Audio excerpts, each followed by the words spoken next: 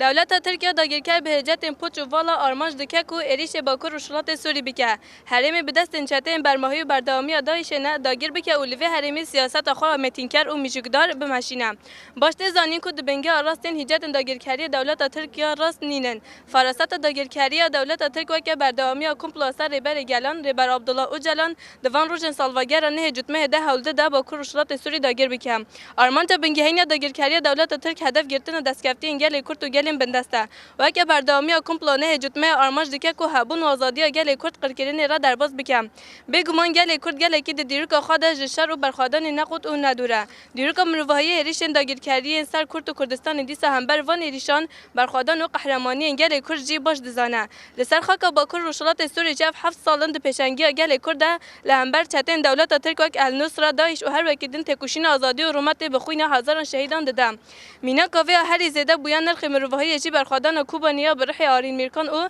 گلهات گاباران تاجیدار بویم هر چند امنا خازن ریشن داگیرکاری دولت ترک پیک ورنجی لگر دولت ترک د داگیرکاری و متینکاری د اصرار بکه امی باوری دنکو و توای گل باکور و شرط سوری به پیشنگی گل کرد به فلسفه نتا و دموکراتیک بر خواب ده او داگیرکاری تک ببم دوی هر مده دولت ترک حال ده داگیر بکه او به میلیونان مروف جیان دکن گر کو ریش داگیرکاری دولت ترک پیک وره بری هر تشتیو ده هر مده سری ده گل کرد عرب ترکمن شیشان آسور سوریان کلدان و ارمن میلیونان مروف نچاری کجبری و پنابری ببن انجام و دجی ده حریم ده تراژدی مروایی رو بدن وقتی مروف انکو اف دهان سال انجا خو با اوای کی زورداری هاتن پنابر کردن ام شنی لوارگا مخموره جیان دکن باش دزانین کو جخا خو کوچ کردن او پنابری جبو تراژدی مروف تن چوته جبو و جام سرید بانگل کورت و توای گلان نتوین یک بوی توای سازی و دزگین ماف مروفان و تایبه جی سازی و دزگین ماف پنابرن دکین کو لهمبر داگیرکاری دولت تک تکوشین بکن او داگیرکاری تک ببن